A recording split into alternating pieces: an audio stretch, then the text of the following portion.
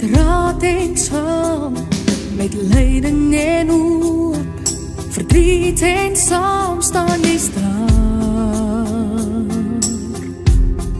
Jy is altyd daar.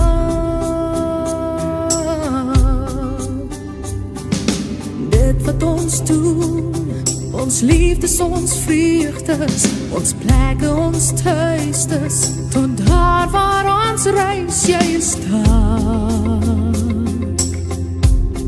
Afrikaans is ons wese.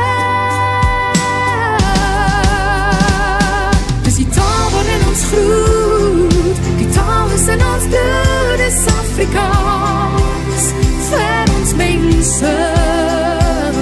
En ek stuur vir jou 'n sy, met 'n boodskap daarby, en waar jy is, sal jy dit kry, in Afrikaans vir ons mense. Al verander straatname, al word helde laat val, ons is steeds deur ons adem, ons kultuur, ons verhaal, dit sal altyd bestaan. Afrikaans is ons wese. Dis die taal waarin ons groet, die taal is in ons bloed, is Afrikaans, vir ons mense. En ek stuur vir jou 'n sy, met 'n boodskap daarby, en waar jy is, sal jy dit kry, in Afrikaans vir ons mense. Ons is daarmee gebore, die taal waarvoor ons staan, dit vloei deur ons are, ons kinders praat het saam, dit sal altyd bestaan. Afrikaans is ons wese. Dis die taal waarin ons groet, die taal is in ons bloed, is Afrikaans, vir ons mense. En ek stuur vir jou 'n sy, met 'n boodskap daarby, en waar jy is. Dis die taal waarin ons groet, die taal is in ons bloed, is Afrikaans, vir ons mense.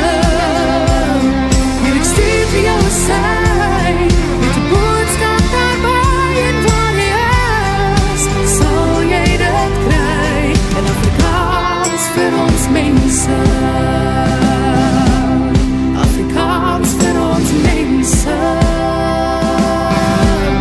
Afrikaans vir my mense. Afrikaans vir ons mense.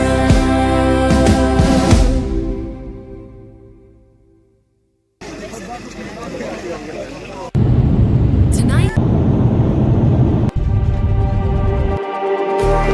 just like the street lights lit this town, like a fire in a blaze, gotta burn it down. Alright, here we are, folks. Can't be afraid to leave this out. We got this far, don't know how.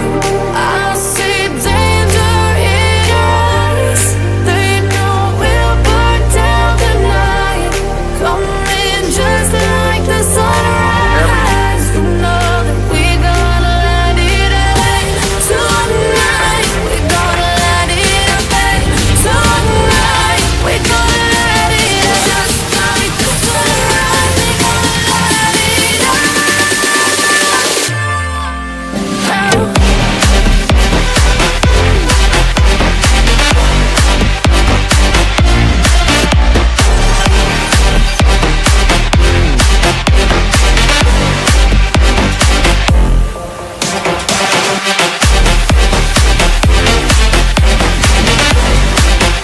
Welcome back once again. This is Chris Report, and he assured me that St. Simon's Town in Boulders.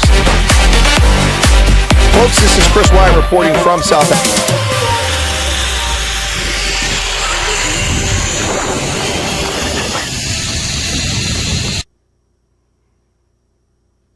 Yeah, Johnny Rivers, 1966 secret agent man, Wow, that song still gets you going. Yes, and someone asked, do people actually still believe you work for the Central Intelligence Agency? Yes, there are some really stupid people out there. Really stupid people out there. Yes, I actually had someone comment on my short about Swaziland, talking about, says the person who works for the CIA. It's just comical. It is comical. There are a lot of people who are not very bright out there, folks, just not very bright. That's the truth of the matter. Welcome back to the program. Well, the spyglass is down here. My sunglasses are actually in the car. Whoa, that's quite loud. Thank you for that Arbots membership. I do have the solar eclipse glasses. I don't know where I've put them at. I've been a little busy with my campaign. By the way, for those who don't know, tomorrow is election day. I don't know what's going on with my broadcasting software, but it double clicks when I do things. Let's see if I can get this to come out proper this time. There it goes. But everything else, especially video, seems to come up twice. 92nd District State of Pennsylvania tomorrow. And that is the election. Lots going on still today. Just listen to myself on the radio. Pretty cool stuff. I think folks have heard that. So let me play those spots for you very quickly here. You can listen in with me. They're about a minute apiece. We're going to get to Gayton McKenzie and the Patriotic Alliance in just a few moments, folks. But before we get to there, let's listen to this. Let me find it here very quickly. I was out mowing the lawn. It doesn't get done. I don't have service that works for me. I don't have housekeepers. I went out and mowed my own lawn, and it took a little bit of time this morning. So just saying. I think that might actually be in here. Where's it at? There we go. All right. So here we go. So here is what played on the radio a while ago. There's two of them. Here's the first spot. They're both a minute long, so be patient. Stick with me here. From plumbers to presidents, I've been there, done that. As an 18th generation American, I devoted my adult life to protect and defend our liberties with nearly 37 years service in the United States Army. Candidates and politicians all too often tell you what they think you want to hear, veering from the hard truths to get your vote. The reality, folks, is that Pennsylvanians and America are in deep trouble. The actions of elected officials during COVID should serve as a clear warning sign of just how out of control our state and federal governments are and how precious our Constitution is. On April 23rd, Republican voters will go to the polls to select their candidate for the 92nd District. You can vote for a genuine conservative with a track record over decades, one who has actually led in peace and in war, a candidate with actual experience with small business and multinationals in farming, in government, not an unproven candidate. Please help me restore American freedom. For the 92nd, vote Chris Wyatt on April 23rd. Thank you and God bless. Paid by Chris Wyatt for state representative. Now, if YouTube gives me a copyright claim for that, I'm going to sue them. I'm telling you right now. I'll sue YouTube if they give me a copyright claim for my own content again. Anyway, but seriously, where do I find the energy, Debbie? Well, I don't know. It's just part of my makeup. Those mitochondrial DNA seem to work overtime in my corpus. I don't know why, but they seem to do it. I really do. You know, it's funny. I was talking to a group of my volunteers on Saturday, running through because they need to know more about me so they can answer questions at the polls and all the things I've done. And I look back and I'm like, you know, people make this stuff up. I mean, it's crazy. I mean, it's really true, folks. In fact, let me just quickly pull up my CV. I think I've done this for you guys before, but let me show you this before we get to Gayton McKenzie and give a chance for the audience to build a little bit here, and we'll talk about the Patriotic Alliance and their manifesto. But before we do that, let me just pull up my CV. That's there it is. Okay. All right. And I'm going to bring it over to this screen. Okay. And I need to zoom in. Let me zoom in. Come on. Zoom, zoom, zoom, zoom.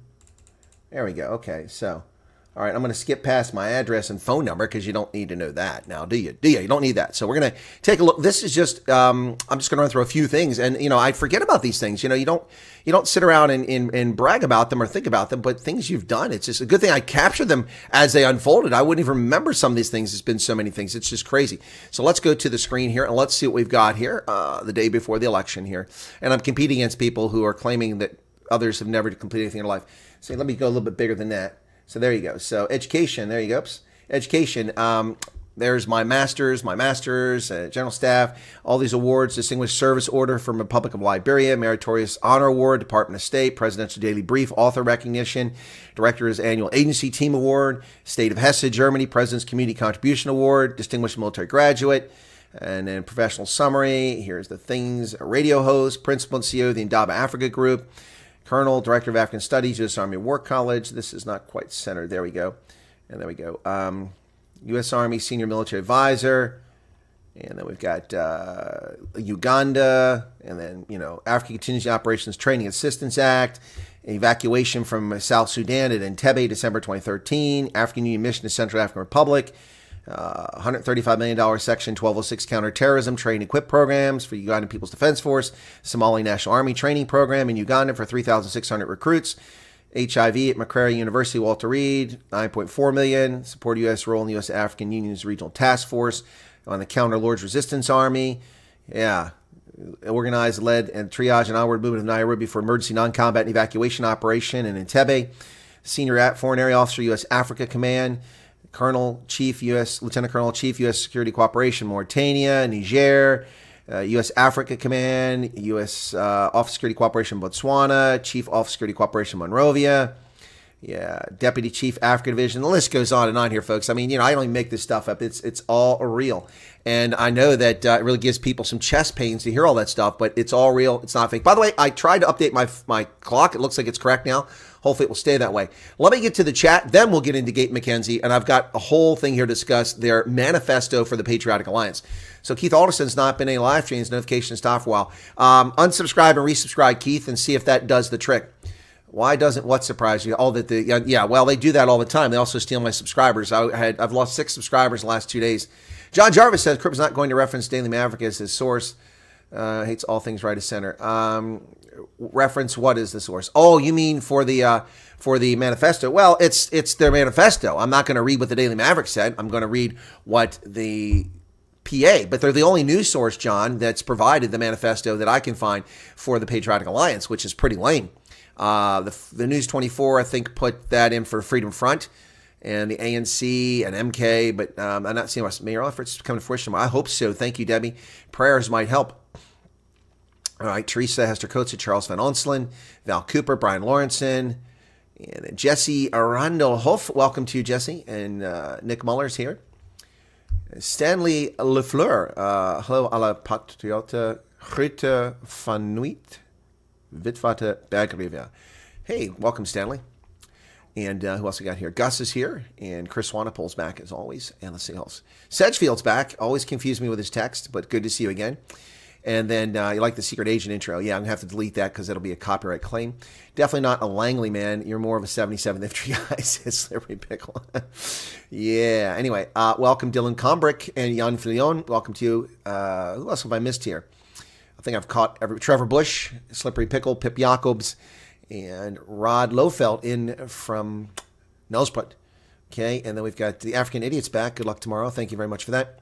Takes all the extracurricular drugs. No drugs. No drugs. The only thing is I'm on a sugar and caffeine. The puke party, Gayton McKenzie. And Jax is back. Hey, Jax. Derek Duprier, Fleshin is in.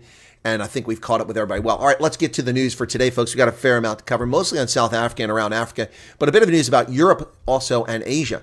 So hang tight, buckle up, and here we go. Let's get ready to rumble. Gayton McKenzie and the Patriotic Alliance list their manifesto. And the first item in it is God first. The Patriotic Alliance places God first. Well, that's not a controversial position. They want a reintroduction of religious education in schools at scale to teach the 10 Commandments. Well, the 10 Commandments are not part of the tenets of Judaism or of Islam, and I think that may cause a bit of a problem with those folks, plus traditional faiths. It would mean end to South Africa's secular and multi-religious identity, according to the Daily Maverick, which John is concerned if I refer to them. I don't need Daily Maverick to tell me that. It's a violation of South Africa's constitution, so it's a non-starter. They can place God first, but they cannot institute it at schools over other faiths or the 10 Commandments. Elevate royal and local leaders. The PA advocates more powers for royal leaders or traditional leaders. They want more state support for churches and community-based NGOs. There should be no support for churches. Germany does that. It's criminal. It's immoral. If people want to participate in churches, then they should do so of their own volition, out of their own pockets, not because the state collects taxes. When the state collects taxes and gives money to churches, they own churches. They own NGOs when they do that. And they also want to upgrade community halls and sports fields.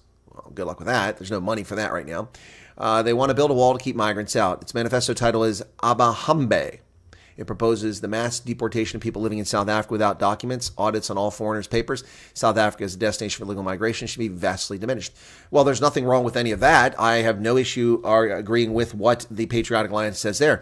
Criminals do not belong inside the borders of a sovereign nation. They should be rejected, ejected, and sent packing forthwith, whether it's coming across the Canadian or the Mexican border or flying in illegally from airfields and coming on ships from around the world, or doing the same thing, crossing the border into South Africa or landing on its shores. You are not welcome. You are not wanted. You are not immigrants. You are criminals. Immigrants prove their bona fides and show up at illegal border crossing asking to come into your country politely. Military service and the death penalty. The Patriotic Alliance government would reintroduce conscription. Why? The MK party is saying the same stupidity. The South African National Defense Force cannot fund its existing 58,000 troops. It doesn't provide adequate medical care. It doesn't provide adequate salary. It doesn't provide adequate training facilities. It doesn't upgrade and maintain its equipment. The frickin' Gripens are falling apart. The ships are sitting ashore. The submarines don't go out. They don't have money. Where are they going to put conscripts? Nowhere. This is a stupid idea proposed by morons who know nothing about governance. They would reintroduce the death penalty for murder, muti killings, the rape of children, and acts of corruption that can be categorized as high treason, based on the model that comes out of El Salvador. Well, I don't trust a government in South Africa with the death penalty, quite frankly. We have it here in America at the federal level, but I do not trust the federal or the national government of South Africa, regardless of which party's in charge. The death penalty used to go after political opponents, mark my words. Well, on electricity, they claim a mixed model of generation with Eskom at the center, a just transition, new forms of energy generation. So what exactly does that mean, Gayton? A just transition to new forms of energy generation. How? Who's paying for it? Where are the resources coming from? How does it fit into the grid? Who owns it? You don't have answers to any of these things. This is stupid. People go to the polls and vote for parties like this. It's like my election. People are going to go vote for a candidate because some dark money special interest has put a banner out, put signs out saying he's a leader. He'll support small business. How? No experience whatsoever as a leader, never led anything except maybe a kindergarten creche, and never ran a budget or a business. 3 people in the race are successful at business. One of the candidates runs a successful small business for the past 20 years, surviving COVID with a small business. Another person is a financial advisor, and I have run multinational operations with $3 billion budgets and hundreds of millions of dollar budgets on other projects and a couple $1 million budgets on other and smaller budgets and teams from all over the planet, military and civilian and multinational corporations, NGOs, and faith-based organizations. Yet the person who's done none of those things, run a small business, been a financial advisor, done any of the things I've done, is being advocated because of dark money. It's the same here. No platform, just stupid stuff. A just transition. Yeah, well, I can say that. I'm going to provide free electricity to everybody. How? What does that mean? It's stupid. Fracking and benefication. The PA supports fracking for natural gas and benefication of commodities. I don't know what they mean by benefication. Benefit who? Fracking, all for it. South Africa should be fracking for natural gas and running their power plants off that. A capable state, not a contract state. And the use of consultants, well, that's just asinine. Consultants are flexible and can be brought in with specialties that the government cannot afford to maintain on a long-term basis. So consultants are a necessary evil. It's now difficult to achieve even basic repairs and maintenance of government facilities without private sector contractors being paid to do the work, often for far too much money and not quick enough. Well, the reason it's far too much money is because the tenders are corrupt, and the corruption allow businesses to compete and don't discriminate against people based on their race, and you'll suddenly get affordable projects done on time at cost. All you have to do is look no further than Solidarity's school. Look at Solidarity's school. Built on time, under budget, and operational, and maintained effectively in South Africa. Yeah, it can be done, but you must get rid of the criminals in government. You don't need to cut out contractors. They can do the job quite capable. But you quit hiring BEE scumbags, and you won't have this problem. End trade unions' influence over politics and policy. And close shops for unions. Introduce performance-based increase systems. Unions should not be able to protect weak police officers and teachers. Well, I don't disagree with that. Unions have an unfair influence over politics all over the world, and they should not be involved in it. It's a disgrace, and it is for parochial reasons.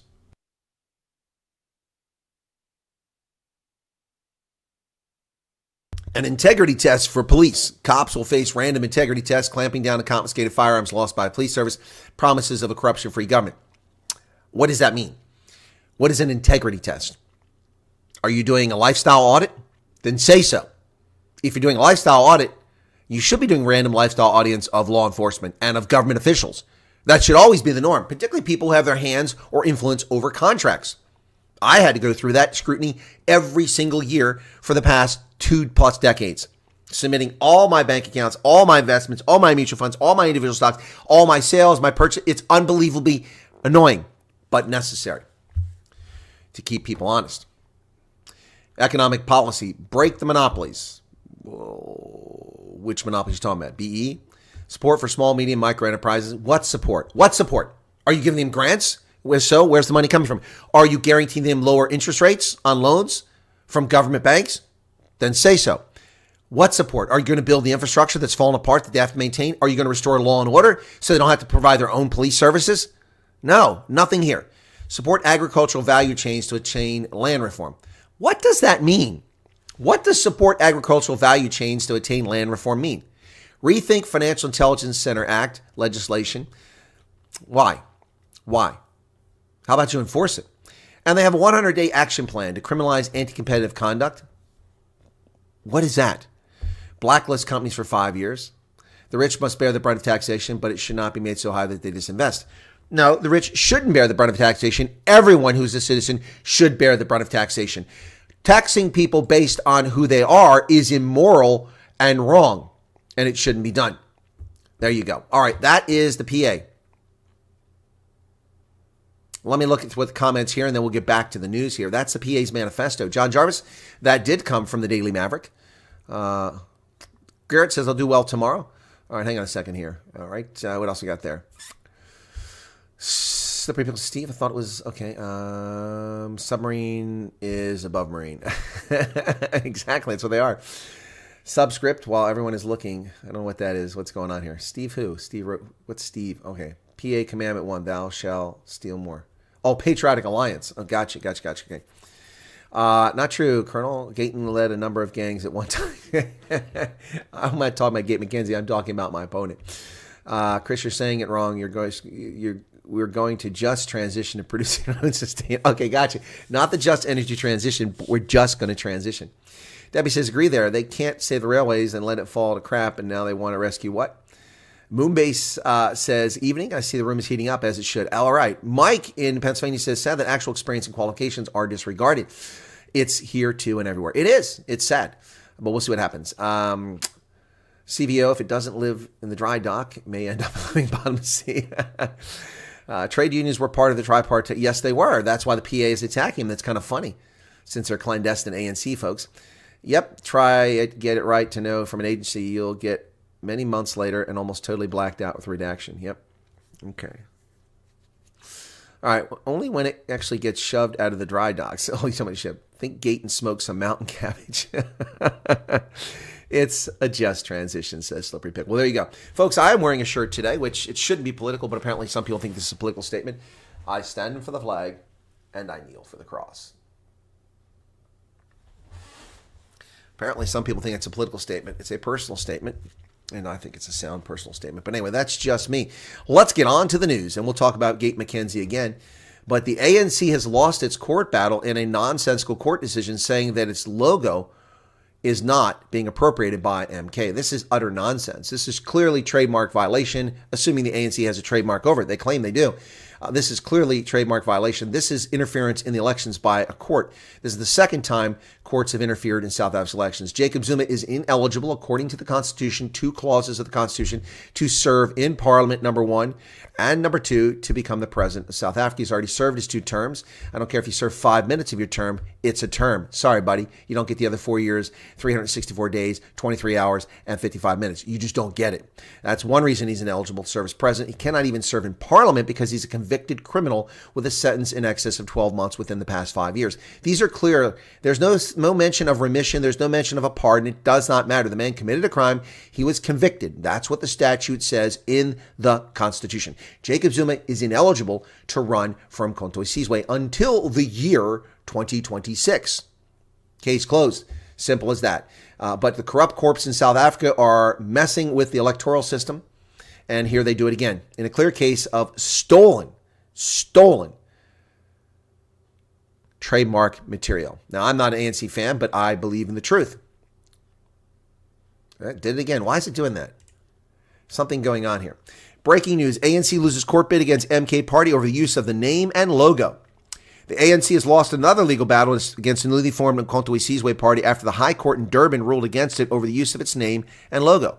The ANC had taken the MK Party to court over the use of the logo. I'm over the moon. We are unstoppable, said Jabulani Kumalo. He said the ANC was trying to interrupt its election campaign program. Wow. So bad news for the ANC there. That's a shame. So you tell me, is this not appropriation? Look at that. Umkhonto MK on the left, and there's the historical Umkhonto Military Veterans Association logo on the right. No, they're not even remotely similar, are they? I don't know how anybody could confuse the two. Seriously? Seriously? This is clear election interference in South Africa, and the government should be ashamed of itself. It's corrupt courts in this case, once again. Remember, these same courts have said that the Tourism Relief Fund was not racist, that it was allowed, that the government of South Africa discriminated against South Africans based on their skin color, just like the National Party. The ANC is the National Party in the 21st century. They are race-hustling, racist segregationists. That's what they are. They did that.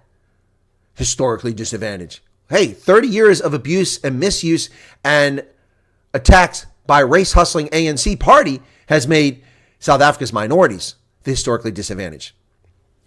The logos look identical, except for the color and the letters across the bottom. Otherwise, they're the same.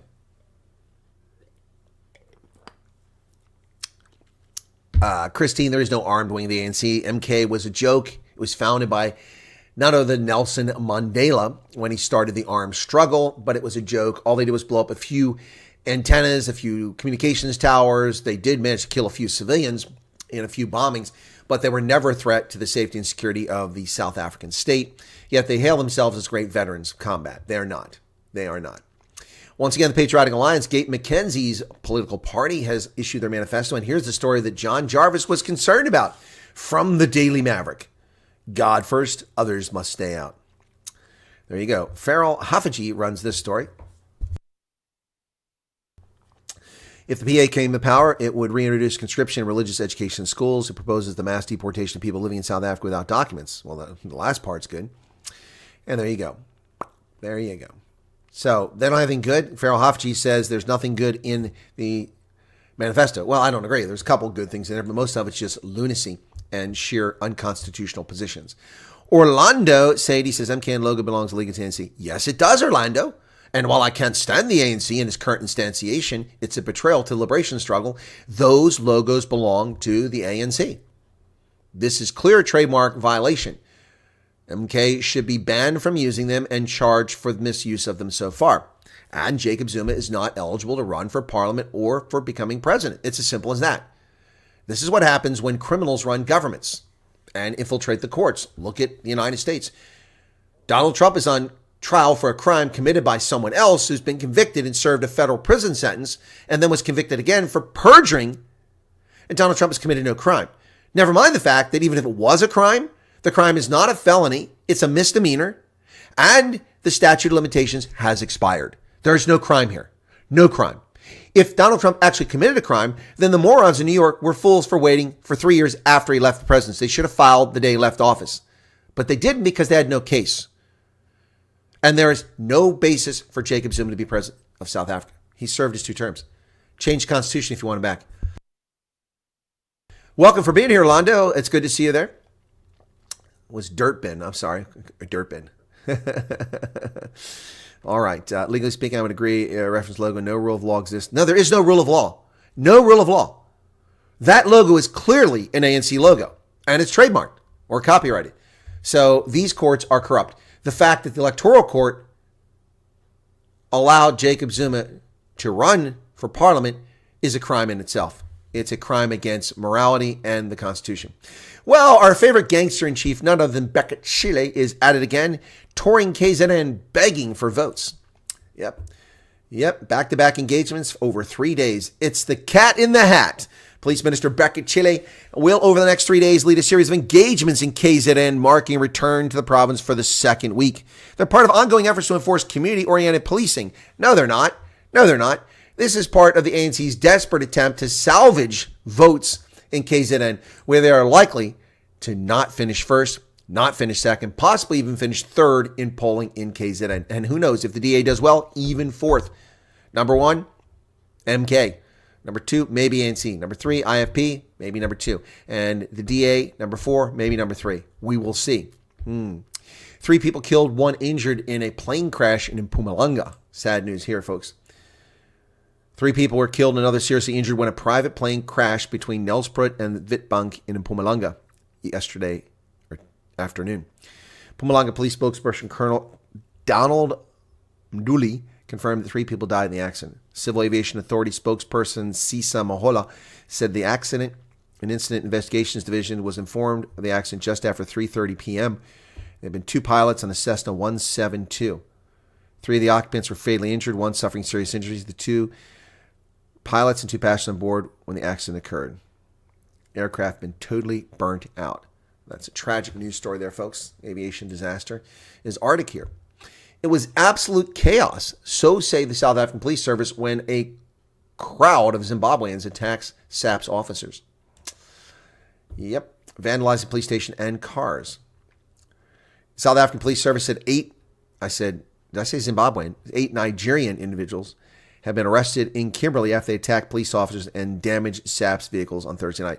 Sorry, Nigerians, not Zimbabweans. Apologies to Zimbabwe. You have enough problems. Nigerians. So I guess we're back to District 9, the Nigerians. And the stereotypes about Nigerians are coming. Oh, wait. Yeah. 2 former cops arrested for allegedly kidnapping and extorting victims for 200,000 rand. What is going on in the lawless land of South Africa, ladies and gentlemen? This is crazy. This is absolutely crazy. 8 suspects, including 2 former police officers in the Free State, are expected to appear in the Viljoenskroon Magistrates Court today. Provincial Police spokesperson Sergeant Maholomo Molola Corelli said the group were arrested on Friday at about 9 a.m. The multidisciplinary team acted. This is after a victim and his friend were lured by the suspects posing as police officials, kidnapped, and coerced to electronically send 200,000 rand to different bank accounts at the instruction of the suspects. Wow. The suspects aged 33 to 53 include 2 former police officials aged 38 and 45 were swiftly arrested by the team. Well, there you go. It's out of control, folks. What is happening? Well, News 24 decides to delve into the Russian ties of none other than Jay-Z. No, I'm not talking about the American rap artist. I'm talking about Jacob Zuma, folks.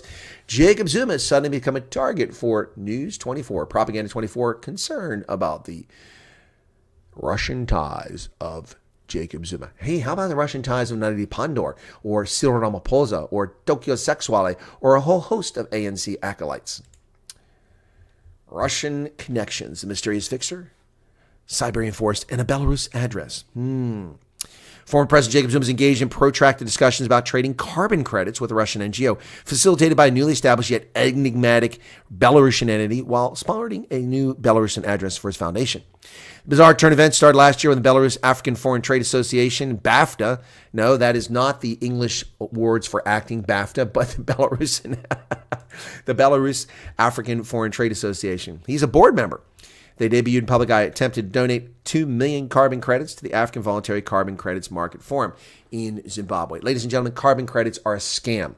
They're a scam to defraud people paying for electricity and using energy around the world by stealing from them, by overcharging, and then buying credits with that money to give to corrupt enterprises. I mean, I saw this in Liberia, where a Canadian company was paid by German utilities to grow new rubber trees.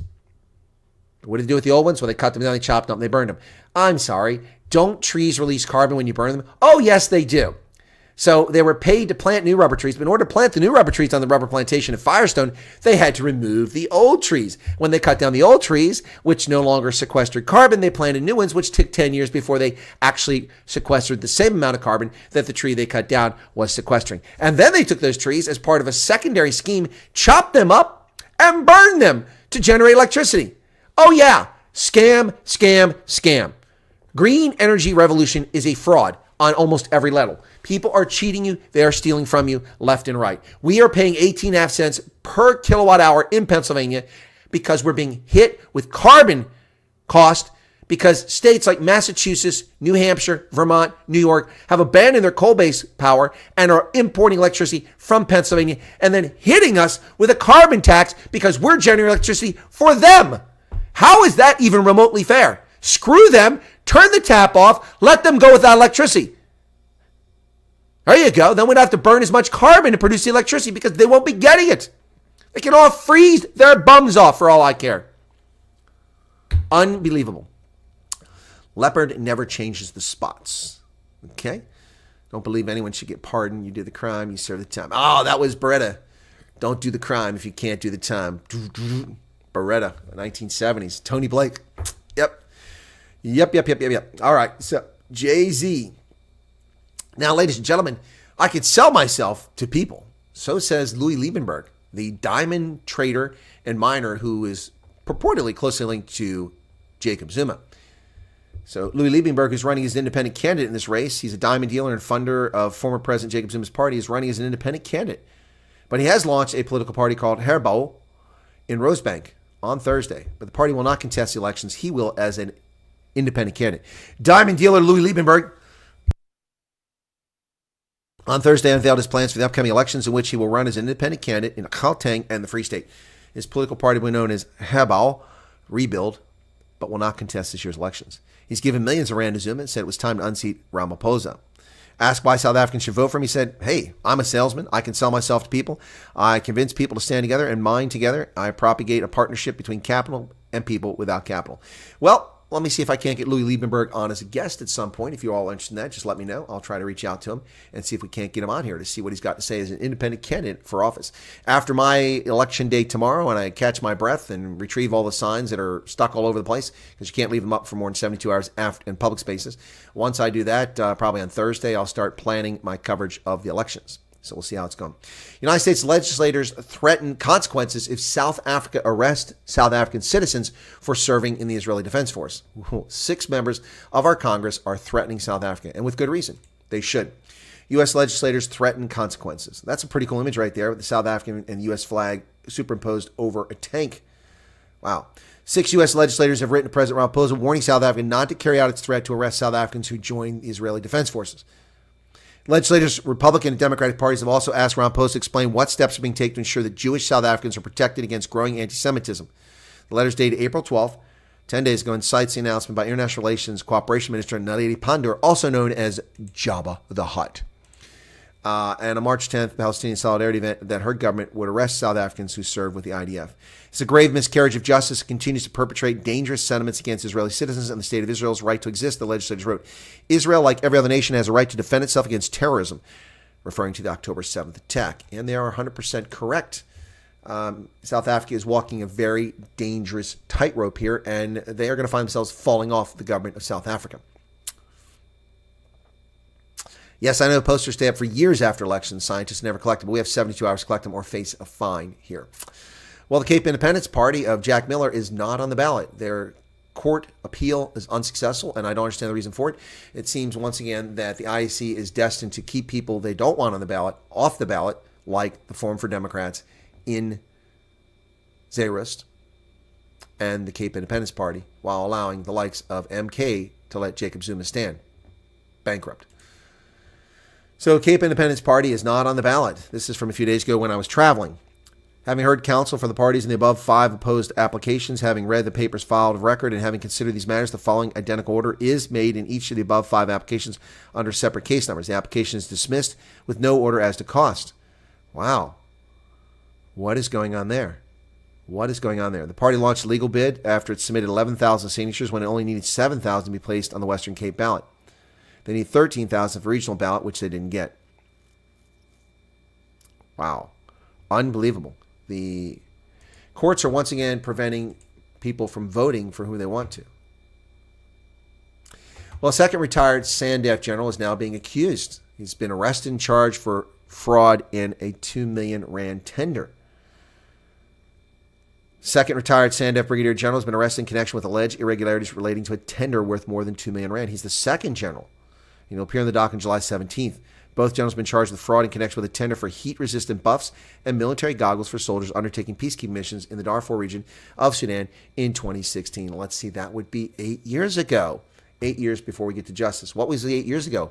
A major, a lieutenant colonel. Now he gets to be a general. Hey, folks, you know those annoying freaking birds called hadidas? Hadidas. I hate them with a vengeance. Well, seems like human activity is making them more successful.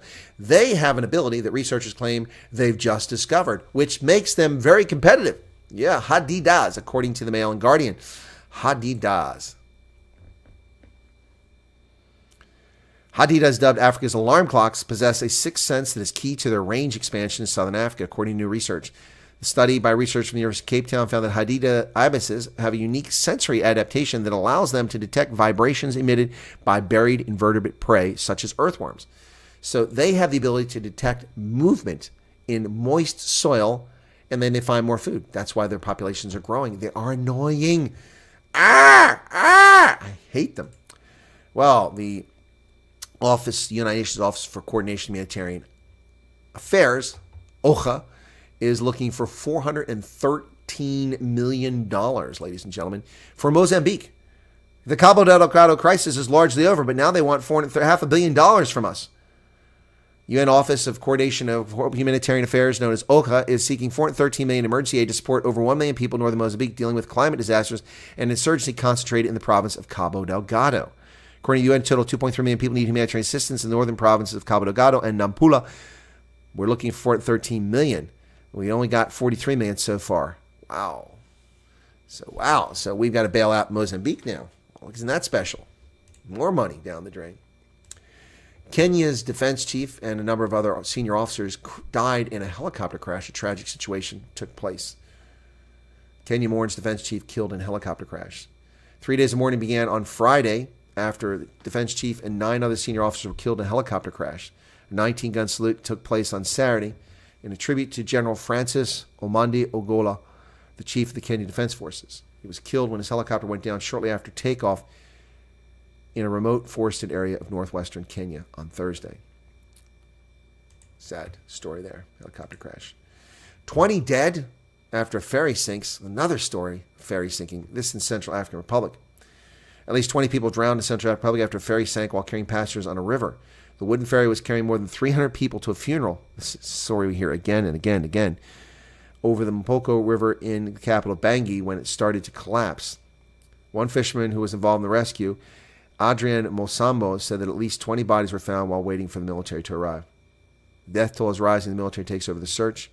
Such a sad situation there. People going to a funeral and dying because of an overladen boat. While the U.S. is pulling out of Niger as promised, the military junta is sending us packing.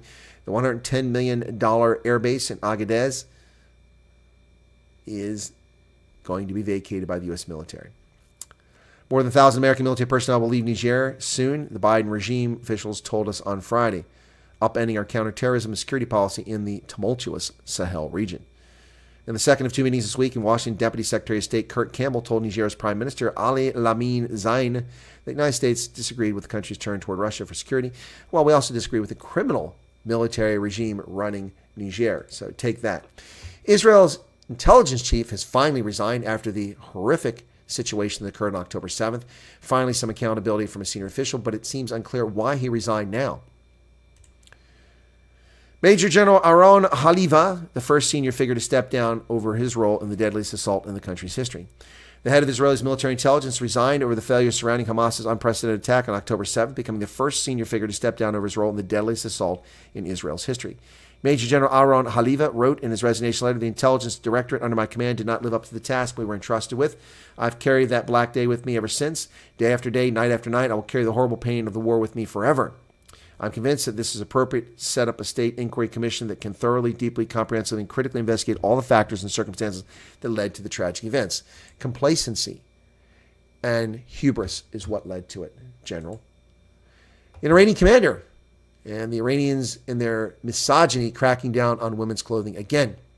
The commander of the Islamic Revolutionary Guard Corps troops in the Iranian capital on April 21st announced the creation of a new enforcement body to uphold the country's strict dress code for women. The misogyny against women continues in Iran.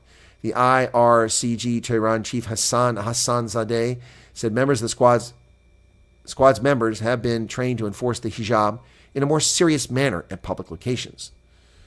Wow. In a related message, imprisoned Nobel Peace Prize laureate Nargis Mohammadi said women's narratives of oppression will be heard and will disgrace the misogynist government. Indeed, today the authoritarian theocracy has drawn a full-fledged war against women on all streets of the country, not out of a position of power, but out of desperation, Mohammadi said from Tehran's Evin prison.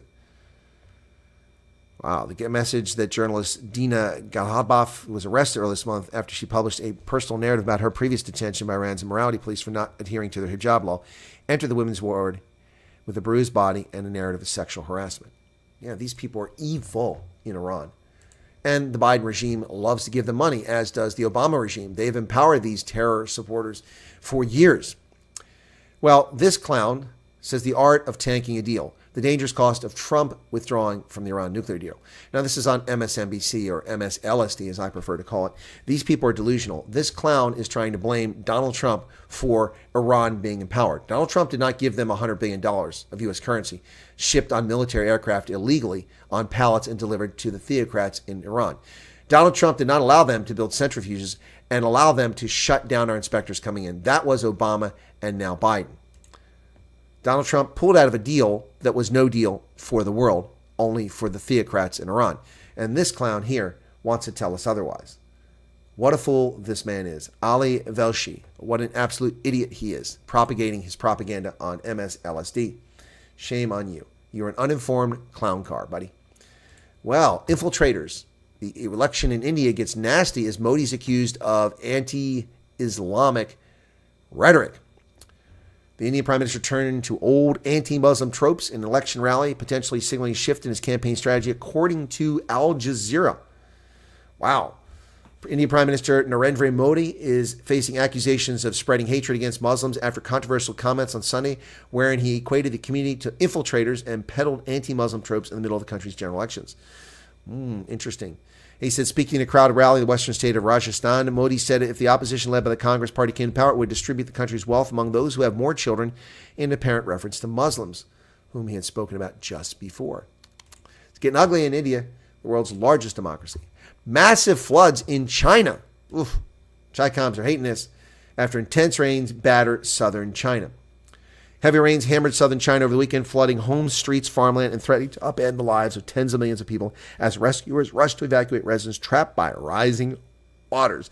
At least 11 people are missing, 6 of whom were in the town of Zhangwan, near the Shaguan city in the province's mountainous north, where heavy downpours blanketed the region over the weekend. Thoughts and prayers. Well, the pro-China party has been elected in the Maldives. Yeah, that little tiny collection of islands that's about to be swamped by Pacific Indian rising levels. Water levels. Maldives President Mohamed Mizoui's ruling pro-China party secured a landslide electoral victory yesterday, according to preliminary results reported by local media. Maldives President Mohamed Mizoui's ruling pro-China party cemented its grip on power. The outcome is widely expected to accelerate the Indian Ocean's archipelago shifts toward China and away from its traditional ally of India. His People's National Congress won 65 of the 93 parliamentary seats. That is a landslide, folks. Over 2/3 of the votes. Wow. Well, Australia is busy calling Elon Musk an egotistical billionaire. Elon Musk seems to be making friends all over the planet. Elon Musk got called an egotistical billionaire by a top Australian politician in the latest beef over free speech and censorship on the X platform. Yes, an Australian minister slammed Elon Musk as an egotistical billionaire over his refusal to remove post from X. So an Australian government official causes him egotistical because he refuses to censor free speech. Yeah, now you know where the Australian politicians are. These are the same people who imprison people for legally demonstrating against the policies of the corrupt government of Australia. Tanya Plibersek, Australia's Minister for the Environment and Water, made the remarks in the news station. She said Monday it appears beggars belief. It beggars belief, doesn't it, that this egotistical billionaire thinks it's more important for him to show whatever he wants on X or Twitter, for him to have his way, than to respect the victims of the crimes. Victims of what crimes? This is related to the stabbing that took place. Church's live stream. Funny how this leftist scumbag Australian politician never said anything about the censorship of conservative voices on X, Twitter, when Jack Dorsey ran the platform. Only when Elon Musk takes over and he allows free speech. Well, Volodymyr Zelensky, the ungrateful piece of feces, human feces, Volodymyr Zelensky, the grifter himself, the penis playing piano player. That's right, penis piano player. Volodymyr Zelensky is telling us to get stuff that we owe him Patriot missile systems. And my answer to him is hit the road, Jack, and don't look back. Zelensky throws down the gauntlet over immobile Patriot systems. Kiev has further doubled down its calls for currently unused Patriot air defense systems after NATO committed stepping up its provisions to Ukraine to protect the country skies. Patriots can only be called air defense if they work and save lives rather than standing immobile somewhere in storage bases. Well, they're in storage bases for a reason, you moron, because our collective security matters more than yours does. We shall not remove our Patriot missiles, which defend our airspace in Western Europe, to defend a thief, a fraud, a grifter. Where are the $200 billion we've given you, Volodymyr Zelensky? No, thank you.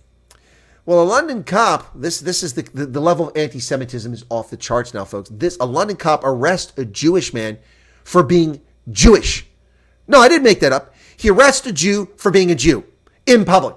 Apparently being a Jew in public is a crime when you antagonize radical, Christian-hating Muslim fanatics. That's right. And for you hate wankers, that's not an anti-Muslim statement. That's a statement of fact. No issues with Islam. You're clown cars if you think otherwise. London cop allegedly threatened. Not allegedly, it's recorded. I love how the New York Post is allegedly when it's right there. They're just covering their butts for legal purposes. Threatened to arrest a man for openly Jewish appearance during an anti-Israeli march. Metropolitan Police in London are facing accusations they have capitulated to radical pro-Hamas activists last weekend by threatening to arrest a British Jew because his presence was deemed provocative to a mob of anti-Israeli protesters. A shocking video published by the British Campaign Against Anti-Semitism from pro-Hamas anti-Israeli march shows a Metropolitan Police officer ordering Gideon Falter, the CEO of the Campaign Against Anti-Semitism, not to cross the street because of his openly Jewish appearance. Falter was returning from a Saturday synagogue service and was wearing a kippah, or skull cap. The London cop even threatened him with arrest. He accused Falter of a breach of peace with all these people. Falter was with 5 other people, some of whom were also wearing their skull caps. Falter told Fox News Digital what happened to me was a disgrace. Imagine what it felt like to be told by police officers that being quite openly Jewish would antagonize people. So I must leave the area on pain of arrest. Critics have argued the Metropolitan Police Commissioner, Sir Mark Rowley, is incapable of imposing order in the streets, and there are now growing calls for his dismissal. You are quite openly Jewish. This is a pro-Palestinian march. I'm not accusing you of anything, but I am worried about the reaction to your presence. Wow. He ran this on Twitter. You are quite openly Jewish. This is a pro-Palestinian march. I'm not accusing you of anything, but I'm worried about the reaction to your presence. For months, we've been told that when anti-Israel protests course through London, it's perfectly safe for Jews. It's not safe for Jews. This horrific anti-Semitism, Jew-hating nonsense needs to be addressed head on. Yeah, exactly. Unbelievable what's happening around the world to Jewish humans. Well, the first deportation flights are finally on tap from the UK, kicking out fake asylum seekers and sending them back somewhere, but they're going to Africa initially. First deportation flights leave for Rwanda in 10 to 12 weeks, according to Minister Rishi Sunak. That's right. The multimillionaire prime minister pledged Monday that the first deportation flights carrying migrants who enter the country illegally to Rwanda would leave in 10 to 12 weeks. Sunak made the comments at a news conference where he demanded that the unelected House of Lords stop blocking legislation that would permit the deportation of flights. Yes, why is the House of Lords blocking the deportation of criminals? Austrian police arrest Germans who go to visit Hitler's birthplace. Wow, so much for freedom of association, freedom of movement. Austrian police have arrested 2 young couples from Bavaria after they visited the birthplace of Adolf Hitler. Officers took action when they saw a woman in the group performing a Nazi salute. That, of course, is in Braunau am Inn, a little town just across the river from Passau, Germany. Police in Upper Austria, or Oberösterreich, on Monday said they arrested 4 Germans who were laying white roses in memory of Adolf Hitler at the house where the Nazi dictator was born. The group was visiting the border town of Braunau am Inn on April 20th, Hitler's birthday. Police arrested 2 sisters aged 24 and 26, as well as their 29 and 31-year-old partners. They'd been laying flowers on the window ledge of the house. One of the women was spotted by police giving a Hitler salute as the 2 couples posed for photos. The woman said the gesture had been intended as a joke and that she did not mean it seriously. However, the police inspected her phone, found Nazi-themed chat messages and pictures being shared between the 4. Wow, talk about a fascist state. What basis they have to look at her phone? What basis do they have to look at her phone? This is where people who are afraid of free speech. Police said they were reporting all four to prosecutors on suspicion of breaking the Austrian law that prohibits the symbols of Nazism. Of course, the Austrians were willing participants in Nazism. Overwhelmingly willing participants. Police patrols stepped up on April 20th each year with special attention paid to the house in Braunau. Yep, where Hitler lived until he was 3 years of age. I've been to that building and visited, but I did no Nazi salute. I brought no flowers. I simply visited as a tourist. 30 years ago. Plus, Germany and Britain have arrested suspected Chinese spies. Concern over Chinese espionage is growing in Europe. Well, it's about time you people woke up instead of chumming up to the president for life, Xi Jinping. Germany's arrested 3 people suspected of supplying sensitive technologies to China, and the United Kingdom has arrested 2.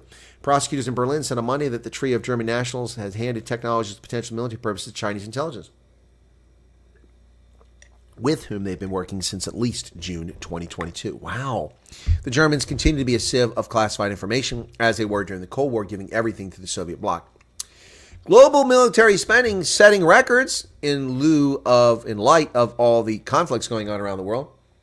Excuse me just a moment here, folks. I've got to take a call here.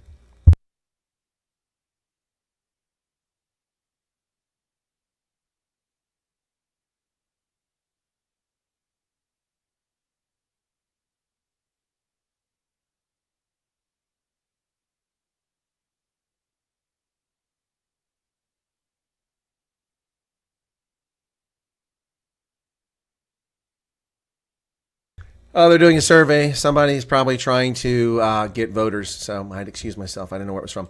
So global defense budget saw its largest yearly increase in 14 years, according to SIPRI, a Stockholm-based defense analytical research institute. Military spending is up in Africa, the Middle East, Europe, Asia, Oceania, North, and South America. The first time since 2009, annual spending has increased in all geographical regions examined by SIPRI. With a budget increase of 105%, the DRC stood out as a country with the single largest increase in military spending year over year. Research attributed this boost to the protracted conflict between the government and non-state armed groups. Here are military spending. Over $2 trillion spent on defense. North America, of course, accounts for nearly $1 trillion of that, and that is the USA and Canada. Why are they rising? Because there's conflicts everywhere. Everywhere there are conflicts. Give me a break. Well, military spending is also, as I said, increasing in Western Europe as well, folks, and Central Europe, higher than the end of the Cold War. More money being spent now than any time since the Cold War. Defense security outlays across Europe increased by 16% year over year from 2022 to 2023, with Poland more than doubling its budget since 2014. Military spending in Central and Western Europe is now higher than the last year of the Cold War, according to the Stockholm International Peace Research Institute. Now, they actually do a pretty good job. Here is defense spending. United Kingdom is spending $74.9 billion. Portugal, $4.2 billion. Finland, under $10 billion. Germany, $66 billion. Interesting. The Germans, of course, are the largest economy in Europe, and they are freeloaders when it comes to defense. Ecuador is giving the president unprecedented powers to fight drug gangs. Voters in a referendum agreed with Daniel Noboa's plan to deploy soldiers to fight drug-fueled violence and extradite criminals abroad. In a referendum on Sunday with 11 questions mainly on crime, voters overwhelmingly approved proposals to allow Noboa's government to deploy soldiers to police, increase sentences for criminals convicted of terrorism and drug trafficking. Wow. There you go. Well, Mike Johnson's in trouble here in the U.S. The leader of the Republican Party in the House of Representatives, the Speaker of the House, has been betraying his constituents. Conservative rebels are hoping for a week-long recess will build support for their pending effort to remove him as Speaker. Republicans are getting very good at removing speakers, except when it's Nancy Pelosi. Speaker Mike Johnson ultimately succeeded in passing foreign aid on Sunday after months of fierce fighting over sending additional funds to Ukraine, but he may not survive. Some Republicans are openly entertaining the idea of backing the ouster threat led by Representative Marjorie Taylor Greene of Georgia. But they're already backing an effort to get rid of him. Well, Mike Johnson, not there for very long, looks like. Ilhan Omar's privileged, spoiled little turd of a daughter is crying because she is homeless. Yep. Ilhan Omar's daughter, Isra Hirsi, says she's homeless and cries poverty after being suspended from her $90,000 a year college over her criminal acts. The privileged daughter of Minnesota Representative Ilhan Omar amazingly claims she's homeless and can't get food after being kicked out of her prestigious $90,000 a year Barnard College dorm following her arrest at last week's anti-Israeli protest. Isra Hirsi, 21, and a handful of other Barnard students were slapped with suspensions after they were among more than 100 protesters cuffed and hauled away for refusing to clear out from a tent encampment on the Ivy League school's campus Thursday. I was a little bit frantic, like, where am I going to sleep? Where am I going to go? She whined to Teen Vogue after learning she'd been evicted from campus housing and banned from using the dining hall. Good, because she's a criminal. And also, all of my crap is thrown in a random lot. It's pretty horrible, said the disgraced student, still supported by her Democratic Squad member mom, who said she's enormously proud of the criminal. I have like 4 shirts, 2 pairs of pants. I don't know where I can go home, when I can go home, and I don't know if I'll ever be able to. She's a member of the anti-Israeli student group Apartheid Divest, has already received notice of her suspension hours before the NYPD was called in to arrest protesters and help dismantle the anti-Israeli protest encampment. Barnard administration initially started warning students late Wednesday that they risked being suspended if they didn't clear out. When Hirsi sought help from Barnard administration after being cut loose from jail, she whined that she'd heard crickets. I sent them an email like, hey, I rely on campus for my meals. I rely on my dining plan. And they were like, oh, you can come pick up a prepackaged bag of food a full 48 hours after I was suspended. There was no food support, no nothing. Speaking about arrest, Hirsi said she was held in custody for roughly 8 hours. Shame it wasn't longer. We had so many people who were born female in our group that they didn't have enough space for us. What? Excuse me, born female? Do you mean, I'm sorry. Do you mean women? Born female? Do you mean women? I was zip tied for 7 hours and wasn't released for about 8. Well, isn't that special? That's good. That's what you get for being a criminal. Elsewhere, she complained about Barnard's president, Laura Rosenberry, was taking a tougher stance on students than Columbia. Well, then go to Columbia. If you want to commit crimes, go there. Only Barnard students were evicted, and I think it's pretty crazy. This is what happens when these people are raised by morons and ingrates who violate our immigration laws and get elected to Congress on their race hustling like Ilhan Omar. Race hustling. I think it's really a school-by-school basis, and Barnard decided to take a very egregious stand against this. Ooh. Maybe you should go to Gaza and help everybody out there. Ilhan Omar's daughter, Isra. My goodness. Supreme Court is debating whether cities can punish people who are homeless. This is crazy. When Helen Cruz pitched her tent in City Park a few years ago and made it her home, she chose the location for one reason. She wanted to be close to the houses she cleans for a living but couldn't afford for herself. People see the irony of it, said Cruz. I never looked at it like that. What Cruz didn't realize that living in a park in Grants Pass, Oregon would place her in the middle of a national debate which would reach the Supreme Court about whether cities can respond to a spike in homelessness by punishing homeless people. Well, you can evict them. In its most significant appeal involving unhoused Americans, all these euphemisms. To reach the high courts in decades, justice will hear arguments Monday on whether ticketing people who live in the streets is cruel and unusual and violates the Eighth Amendment. No, it's not. Ticketing people who live on land and occupied illegally is not unusual or cruel. It's simply adhering to law. If the Supreme Court says that cities cannot remove homeless, this country's over. We become South Africa. This is a stupid case before the court. A Pennsylvania school district has canceled a gay activist chance to speak to middle schoolers about his sexuality. And his feelings are hurt. And people are upset about it. 6,000 people who don't even know if they're from here have signed a protest about canceling a gay actor's effort to come to a school to promote his sexuality. Do we have heterosexual actors going to schools, talking to middle school students who are 11, 12 years old, promoting their sexuality? I don't think so. Anyway, but people are fit to be tied, folks. Pennsylvania school district canceled a gay 30 Rock actor's event, citing his lifestyle. Parents are fighting back. Well, are they really parents or are they just outside activists? The story doesn't tell us because it's on CNN, propaganda network. Parents in a Pennsylvania school district are petitioning to overturn an unanimous vote by a school board to cancel a talk from 30 Rock actor Mauluk Pancholi over concerns about his activism and lifestyle. He's gay and a children's books author who's scheduled to speak at Mountain View Middle School in Mechanicsburg, just 10 kilometers from my house, on May 22nd, but the Cumberland Valley School District voted unanimously to cancel his visit. More than 6,000 people have signed a petition started by Tricia Comstock. Let's go check out the petition. It's at change.org, which is a leftist website, so that ought to tell you something. He's known for voicing Baljeet in the cartoon Phineas and Ferb, And for his role as assistant on the TV show 30 Rock, he's written 2 award-winning children's books that focus on themes of empathy and anti-bullying. So let's check out the petition. There it is. Reinstate. 8,764 signatures. Okay. So only one person gets to put their comments. That's Trisha Comstock. Interesting. Oh, you got to log in. Well, I'm not into change.org. So here's people that are upset about it. Yep. So they think that now their argument is that he wasn't coming to talk about his sexuality, simply coming to talk about anti-bullying. Well, I think this petition is bullying the school board. Columbia to hold classes virtually because of threats to Jewish students. Wow. A growing number of leaders and organizations have called on Columbia University and its president to protect students amid reports of anti-Semitic and offensive statements and the actions on and near its campus, which has been the site this week of pro-Palestinian encampment and protest. The protest encampment on campus has drawn attention to the right of free speech and the rights of students who feel safe. It's not free speech to threaten and endanger the safety of other students. That's not free speech. Well, this ludicrous piece of legislation in the House of Representatives, wow, the House Resolution 8038, the 21st Century Peace Through Strength Act. This is disgusting. This is the $61 billion to Volodymyr Zelensky. Peace Through Strength Act. House Foreign Affairs, that's the committee. Judiciary, Ways and Means, Armed Services Committee. Motion to reconsider laid on the table, agreed to without objection. Wow. Unbelievable. Strength. What a joke. Multiple Yale and anti-Israeli protesters have been arrested as police close in on another occupation.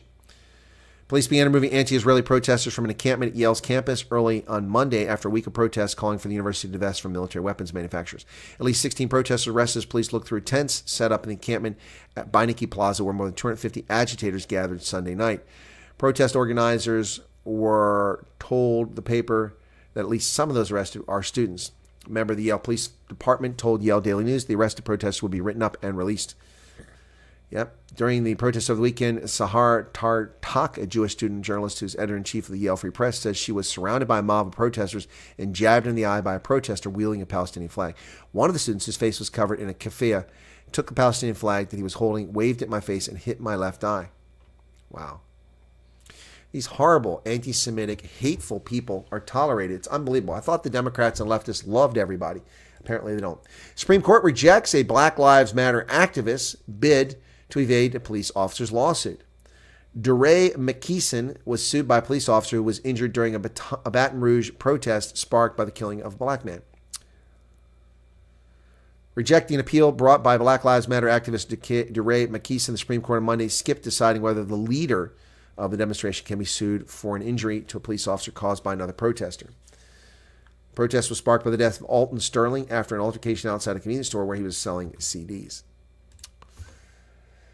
Well, the court's busy this time of year. So, how's folks doing there? All right, so we're still here. We talked about Gayton McKenzie. We talked about their manifesto. Let's see what's going on in the chat. There's John Jarvis. I was wondering if he was still here. Just saw him there. Where's he at? No one's getting deported from the UK. The UK is still entwined by European law within their own laws. It's order to move forward. They must first unravel the mess. Well, I agree with you. They're not going to be deported, but EU law doesn't apply. They don't apply. British law is supreme, and they should revert to that. Simple as that. But that may not be as simple as it sounds. Bowler Steel was a family-owned business originally. United Steelworks in Kapfenberg, Österreich. Okay. Yeah, no Jews allowed, no goose steppers allowed. Crazy world, yep. So are they going to arrest people wearing hijab? Where is the consistency? Exactly. Yep. Figure it out, folks. If someone gets arrested for appearance, they'll come for you next. It doesn't matter who you are. Exactly, Mike. That's my point. That is my point. So I understand all this hatred toward Jews. What did I miss? Charles, I don't get it either. I've never gotten it. I mean, other than, Hasidic Jews look very different. Conservative, Orthodox, ultra-Orthodox Jews look very conservative, very different. So they look different. This long history of Jew hatred. It has a lot to do, I think, with Jews who've always been persecuted and ostracized and have always had to achieve and overachieve as an ethnic group by and large, they don't all overachieve, but many overachieve, and they are wildly successful. Therefore, they're resented. It's like Zimbabweans in South Africa who actually work and have a work ethic. Vice South Africans who are lazy and never show up for work. They're disliked by many South Africans because of their success. So if you wear a kippah, you can get arrested. Apparently in London you can. That officer's dumb to say something like that. Anyway. The Maldives, the wind Chinese money could buy. Exactly. Well, it's also happening throughout the Pacific, too. Not just the Indian Ocean. Can you still bust the tassels? Separate pickle. So they're going to arrest people for wearing hijab. Nope. Okay, all right. Now we're caught up there. Okay. Shame, prestige is a privilege. What a message. They must stay out of politics. Arrest. Ooh, what's that? Welcome to the real world, says Gavin. Yep. Why was the terrorist Ilhan Omar not arrested for her terroristic utterances? I don't know. She should have been arrested for her crimes. Why were the people who violated federal law by endangering the lives and threatening the lives of federal magistrates, federal judges, and members of Congress not even removed from the property? These people walked up and beat on the door of the pregnant wife of Senator Josh Hawley, who was 9 months pregnant, endangering her child's life and her safety and welfare. Not a single one charged with a crime. This needs to change. Does your dog bite? He's not my dog. Yeah, kids can figure out if they're gay on their own. Exactly right, the all-seeing guy. That's how it should happen. My 5 pence is buffering. That's the South African connection, my friend. It's YouTube won't let me retract my message. What did you write? Okay. Riz is back. There are many types of Jews. They can't be put in the same group. 9 out of 10 Zionists aren't even Jews. Chris, I'm going to test that comment as locals do not take their job seriously. Sorry, majority. Some. Yeah, no, exactly, Debbie. Exactly. I mean, it's, I'm not trying to offend South Africans, but if you're honest with yourself, you know that the work ethic in South Africa is suspect. I mean, why would anybody in their right mind invest in South Africa? I mean, there are ways to make money. I mean, but I mean, a normal business. Number one, we've covered this before. There's no electricity, so you've got to provide your own power generation. That's costly. You have an unreliable workforce with low productivity who is gone for tuberculosis or HIV issues frequently or attending funerals. So that affects. You have a very poor work ethic amongst much of the South African workforce, which makes you highly unproductive and it costs you inefficiency. On top of that, the infrastructure has collapsed. The roads are unreliable. You have criminal gangs that attack trucks trying to climb the mountain at Van Rieenen Pass in KZN area in the Free State. It's crazy.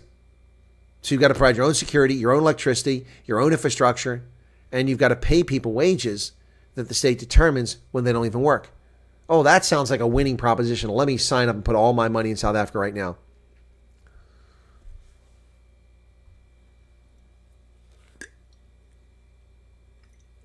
Mauritius getting hammered by rain, and how is it that Juju can sing, kill the boar, but the K word gets you in a ton of... Exactly. It makes you a criminal, puts you in prison for a felony. It's absolutely ridiculous. There's no such thing as free speech. South Africa is a corrupt, undemocratic state led by a race-hustling cabal known as the African National Congress. Statement of fact. Yep. Free food at work. That's another thing. Also free antiretrovirals. Free condoms. Why don't we just give you a bed in the house, too? So how did your running go?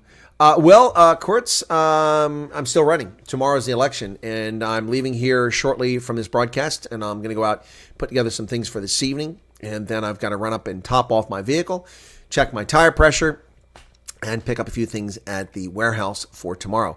Not job down there calling for killing whites, is telling them just stuff instead of working for it. Yeah, just to take stuff. Exactly. And you can steal, but eventually you're the Congo. When you've killed everyone and stolen everything, all that's left is the Congo. That's what you have, the DRC. That's what you become. So, yeah, there you go. Thank you, Pip. I'll have a cleaner or gardener. No, I didn't. I was harangued in Botswana about why I didn't have domestic staff. I don't want domestic staff. I don't need people on my property. Every person who, and I'm not talking about the embassy, I'm talking about other people working the embassy who get into this, especially State Department, this life of, we're entitled to servants and people serve us. I'm like, what is your deal? Cut your own grass, cut your own trees, wash your own dishes, change your own children's diapers, watch your own children, lazy shits. No, I refuse to hire domestic help. I don't want people in my house. And like, whoa. And then every single one of these people who ran their mouth when we go to functions, oh, money came up missing. My watch is gone. My iPad is missing. My favorite blouse disappeared. Yeah, because you hire thieves who are envious of what you have. Finding good, honest domestic workers is not an easy task, especially if you're in the diplomatic community, because all the good ones are already taken by people who are residents there. People that don't steal work for them. So, yeah. No, is Paulie here? Where's Paulie been? Paulie, I don't know the answer on that. There's nothing to tell you. I can tell you my estimation. There are 47,000 voters. 28,000 of them are Republican. Republicans are voting in this primary. I expect to see maybe 10 to 13,000 Republicans vote. That's what I expect to see. Get yourself a Mexican slippery pickle. I saw that earlier. That's not funny. Problem with Rwanda bill and Human Rights Act is brought. This need to be. Yeah, I'm with you. With you, John. 100%. But it needs to be repealed. This stuff needs to be removed. This is the problem with the European countries never should have adopted European law. There's no legitimate basis for it. The European Union has no sovereignty. How it can lord over sovereign states is beyond comprehension. This is the stupidity of politicians looking for cheap access to goods and the ability to move from Berlin to London to Paris to Rome at a whim because they're professionals. Yep, but there are consequences for that. Hey, Sue, how's it going? How's it going? My iPad. Yeah, my iPad. Who stole my iPad? My iPad was here. Where did my iPad go? Come on, guys. I have to give a speech. Who stole my iPad? Oh, my goodness. Cyril Ramasquirrelus. We give him a Latin name. Ramasquirrelus. Well, yeah, it's a primary. Yeah, it's a primary tomorrow. So Trump will be on the ballot for Republicans, and Biden will be on the ballot for Democrats tomorrow in Pennsylvania, April 23rd. Both of them have already received enough delegates from the states to secure their nominations, so both of them will be the nominees in the fall. But people can still go to the polls tomorrow and vote for the president. And you got to say, folks, I've got to say that it's important for Republicans to go vote tomorrow because my race really, really matters. And we need more votes to go out and vote for me. But the point is that a lot of people might go, well, Trump's already got it, so why am I going to go vote? Well, the down ballot from the president down below that are very important races. Very important races, particularly those who run for your borough council, your township council, and your state legislator. Those are critically important races, and people should go vote. He is a troglodyte, Garrett. Rama useless. That's a good one. That's a good one. Rama noodle.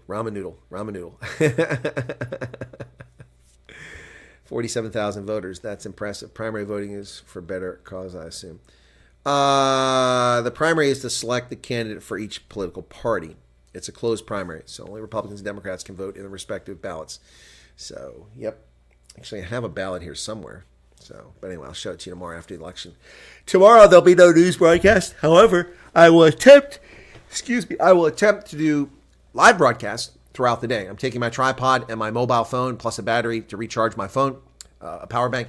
And I plan to do short broadcast from polling stations, not looking at the polling station, but doing a news broadcast from there, giving an update on how it's going throughout the day. So there you go. Register to vote independent. I wonder if I can vote for anything tomorrow. I don't know, all-seeing guy. I don't think there's any issues on the ballot. Reverting back to my birthday. Oh, that's interesting, Christine. Why? What's going on there? You don't have to share. Interesting. But please let me know so we don't mislabel you. Yeah, okay. Can't wait for the feedback. Wishing you all the best. Oh, yeah. Well, I can't wait for the feedback, too. I'm hoping for the best. Fingers crossed. All things being equal, I should win tomorrow, but things aren't equal. There's been a lot of special interest money pouring in for a candidate claiming he's great and wondrous, and he's not. Can I do a mail-in ballot like the other illegals? I don't think so. You guys are killing me. You're killing me. Excuse me. Sorry, I didn't get enough sleep last night. Gayton McKenzie and the Patriotic Alliance with their manifesto today saying illegal aliens get out. Put religion in the schools, but only our religion. Screw you Muslims, screw you Jews, is what they're saying. Only our Christianity can go in there.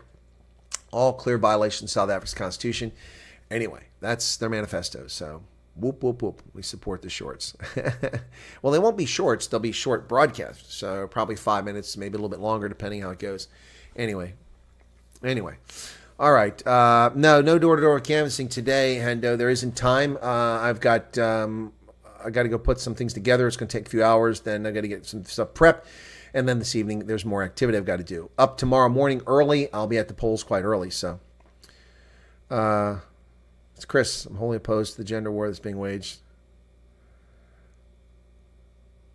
And Fleshin, let's hope it goes. Yeah, I hope so, Fleshin.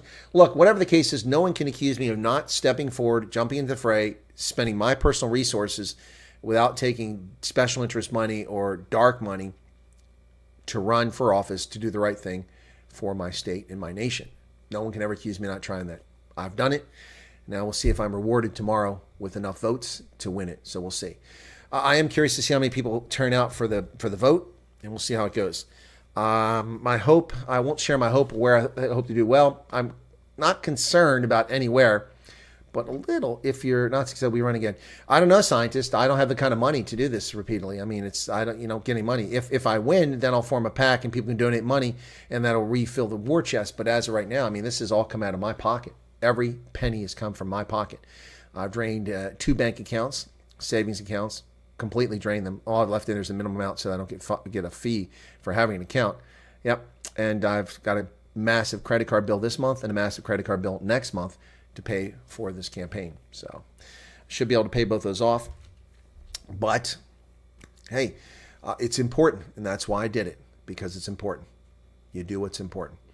So, and that's been my whole life. So let me play the last one of those audios for you guys now that I was talking about. So hang on a second here. So we played the first one earlier. I'll play number 2 now. This is the second one. You ready? I'm Colonel Chris Wyatt, U.S. Army retired. I served our nation and our Constitution for nearly 37 years, including combat tours of duty. I'm asking for your vote in the Republican primary for the 92nd District.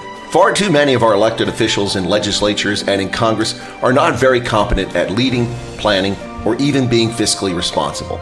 It takes moral courage to tell folks the truth when few want to hear the truth. A politician should be running for or in office not for craven political power, self-aggrandizement, or self-enrichment, but rather to be a servant leader. My career is one of selfless service, dedication, integrity, honesty, and passion for defending our liberties and our nation. I entered this race not for fame or fortune, nor a comfortable, cozy job, but rather because I fear for our state and our nation and cannot sit idly by as it falls apart. Please vote for Chris Wyatt on April 23rd. Thank you, and God bless. Paid by Chris Wyatt for State Representative. Well, whatever happens tomorrow, folks, I'm a little proud of myself for stepping into it and accepting the challenge and fighting against dark money and special interests, which I didn't even know I was fighting against until towards the end. But let's hope for the best tomorrow. And it would be nice to see a genuine candidate actually win a race like this against all the entrenched interests, because the entrenched interests are out there. So thank you all so much, and I appreciate your support. I'll try to keep you updated tomorrow, so just pay attention, and if you miss one of the live streams, just go watch it, because they won't be that long, because I've got to go from place to place. I don't have a lot of time at some of these polling stations. There are 19 polling stations tomorrow, so yep. All right, thank you all so much. Thanks, Chris. I appreciate that. Cheers, and God bless. We'll see you tomorrow on the campaign on Election Day, April 23rd, 2024. Well, we have a get-together tomorrow night after the polls close on one of my poll workers' homes, and hoping that goes well, and hopefully have good news. Television channel contacted me already, asked me where I'm going to be when the polls close, and I've told them. So we'll see if that's a good indicator. I'm sure they've asked all 5 candidates. But anyway, thank you all so much. Have a lovely evening. It's always a pleasure. God bless, and have a lovely evening. And we'll catch you tomorrow right here on my mobile edition. Cheers, everybody.